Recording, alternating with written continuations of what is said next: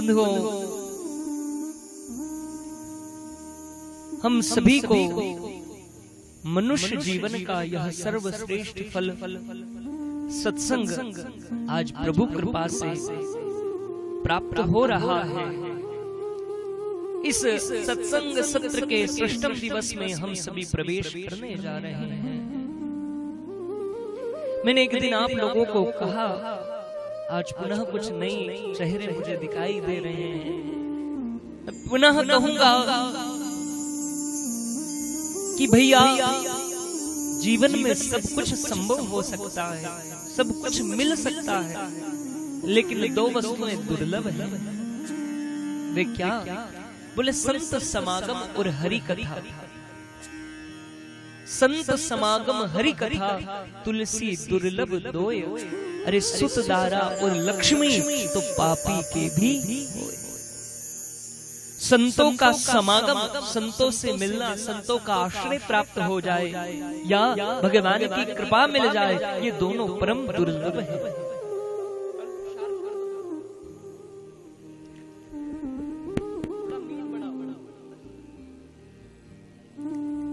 बाकी सब कुछ हो सकता है, लेकिन संतों की कृपा और भगवान की भक्ति मिलना तो महाराज पूर्वजों के आशीर्वाद से, हमारे पुराने जन्मों के जो पुण्य उदय होते हैं, तब जाकर हमें कहीं भगवान की कथा सुनने को प्राप्त होती है। बंधुओं, कल हम सभी बड़ी सुंदर भगवान की लीला कथा को श्रवण कर रहे थे। 7 वर्ष की आयु में श्री कृष्ण, जिनकी आयु 7 वर्ष की है, 7 वर्ष की आयु में भगवान श्री श्याम ने, श्री कृष्ण ने 7 कोस के श्री गिरिराज को 7 दिन रात्रि पर्यंत अपने सबसे कनिष्ठिका उंगली पर धारण किए रखा। कल हम सभी ने कथा में श्रवण किया कि व्रजवासियों ने भगवान श्री कृष्ण के कहने पर इंद्र की पूजा का निषेध किया। इंद्र की पूजा नहीं की, इंद्र कुपित हो गए।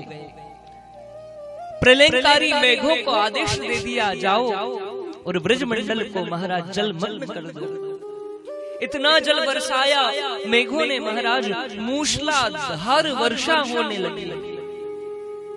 मूसल, आप जानते हैं, मूसल के समान वायु के प्रवाह के साथ बूंदे आकाश से गिर रही हैं।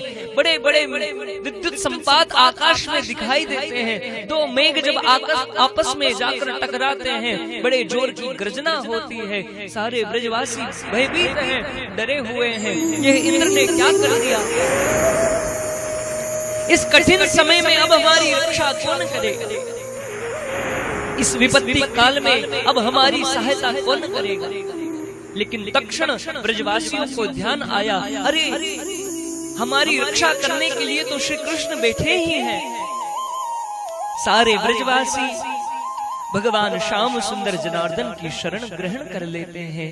हे वासुदेव श्री कृष्ण, हे नंद नंदन, हे श्याम सुंदर, हे कृष्ण, हम आपकी शरण में हैं।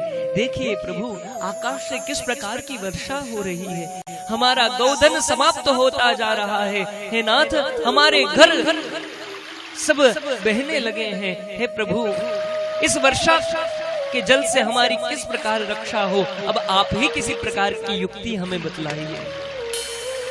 हे नाथ, हम आपकी शरण में हैं। और भगवान का तो प्रण ही है। भगवान ने प्रण किया है कि अनन्याश्चिन्तयन्तो मां ये जनः पर उपास्यते, कि जो व्यक्ति, जो भक्त अनन्य आश्रित होकर मेरी शरण ग्रहण करता है, जो अन्य की शरण में ना जाकर मुझ वासुदेव श्री कृष्ण की शरण में आ जाता है, मैं उसके योग क्षेम का वहन करता हूँ।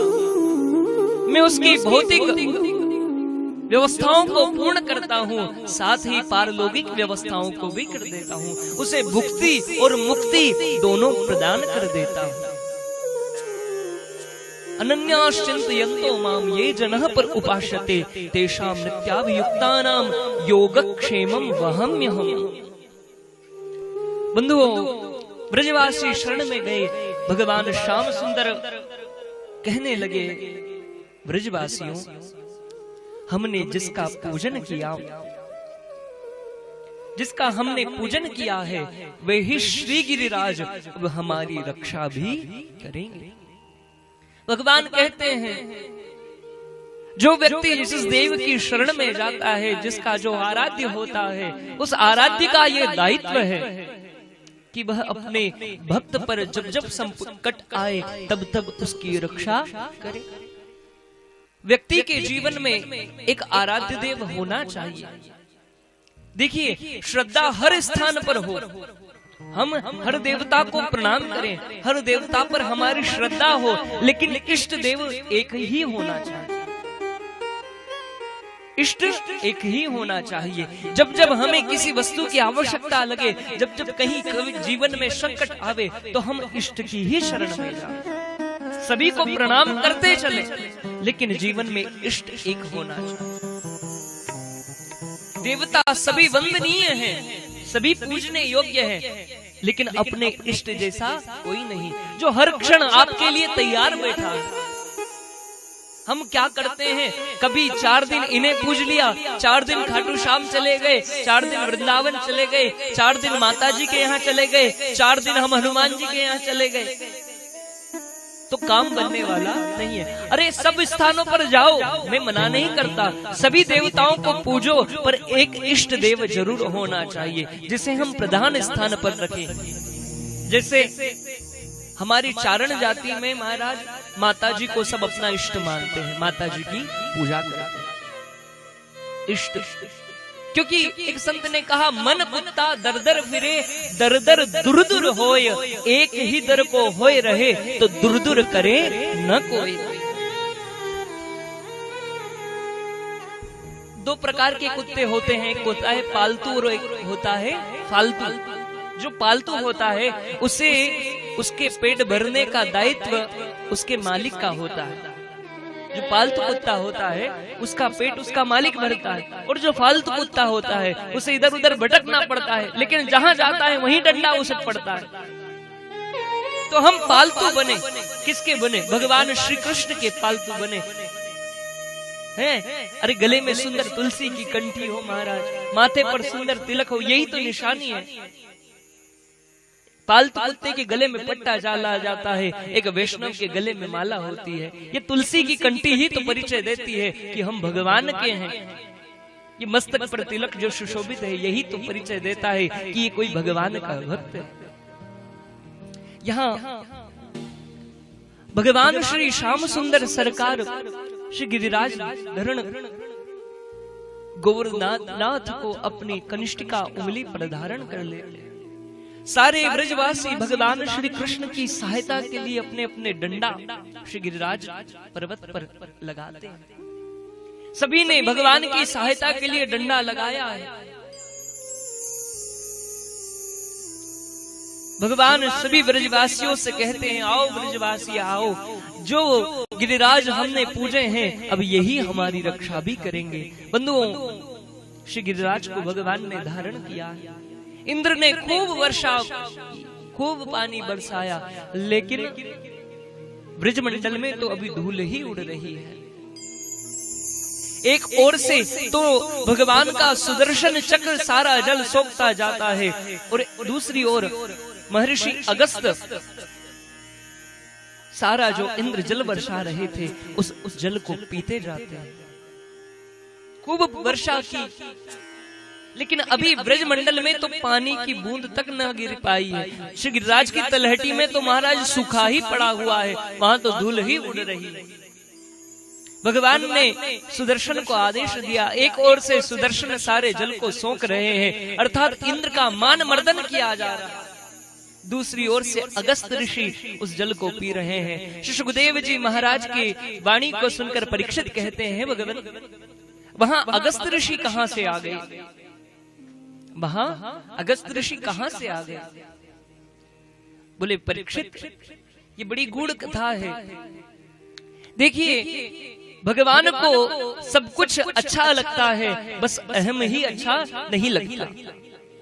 तो परीक्षित एक बात मैं बतलाऊं, एक बार की बात है, माँ अन्नपूर्णा को अन्नपूर्णा होने का कुछ अभिमान सा हो आया, कुछ मद आ गया।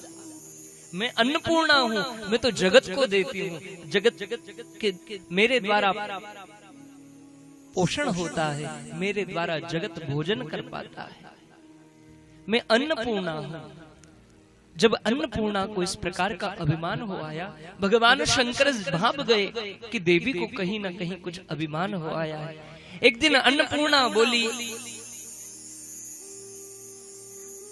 माँ अन्नपूर्णा माँ पार्वती बोली, बोले भोलेनाथ मेरे मन में ऐसा विचार है कि मैं किसी ब्राह्मण को जिमा दूं, ब्राह्मण का भोज हम हमारे दाम्पत्य में करवाएं, हम हमारे घर में किसी ब्राह्मण को भोजन करवा दें। भगवान शिव कहने लगे ठीक है देवी, जैसी आपकी इच्छा। पर माँ कहने लगी, बोले ऐसे वैसे ब्राह्मण को मत ले आना, अरे ऐसे ब्राह्मण को लेके आना जो थोड़ा सा खावे महाराज, थोड़ा जो कुछ पावे। मैं अन्नपूर्णा हूँ, मेरे हिसाब का मेरे लायक ब्राह्मण ढूंढ कर लाना, जिसको खिलाने में मुझे आनंद आवे। थोड़ा सा भोजन खा के कहे कि महापूर्ण हो गया, तो ऐसा नहीं, थोड़ा जो ज्यादा पावे ऐसा ब्राह्मण लेकर आना। भगवान शंकर समझ ही गए कि इन्हें कुछ अभिमान हो आया है। भगवान शिव महर्षि अगस्त को लेकर आ गए, जिन्होंने एक अंजलि में सारा समुद्र पान कर लिया था। ऐसे महर्षि अगस्त को ले आए और ऋषिवर को सारी बात समझा दी। माँ अन्नपूर्णा भोजन बनाने लगी, ऋषि भोजन को पाने लगे। जितना उन्होंने भोजन बनाया सारा भोजन पा गए, जितना उनकी रसोई में अन्न था वह सारा भोजन ऋषि अगस्त पा गए। तत्पश्चात बंधुओं, बड़ा सुंदर यहाँ वर्णन आया है। माता का अभिमान जाता रहा, माता का अभिमान हर क्षण कम होता रहा। भगवान शिव से प्रार्थना की, प्रभु ये बाबा जी तो तृप्त होने का नाम नहीं लेते, ये तो तृप्त होते ही नहीं, क्या किया जाए। भगवान शिव कहने लगे, देवी अब आपने ही बुलाया है, आप ही इन्हें तृप्त कीजिए। तब उन्होंने अपने भाई नारायण को बुलाया, भगवान नारायण का, विष्णु का आवाहन किया, हे प्रभु अब आप ही रक्षा कर सकते हैं, अब आप ही तृप्त कीजिए। भगवान विष्णु प्रकट हुए, एक ब्राह्मण का रूप धारण कर भगवान विष्णु वहीं अगस्त ऋषि के बगल में भोजन करने के लिए बैठ गए। जब ऋषि के बगल में ही भोजन करने बैठे,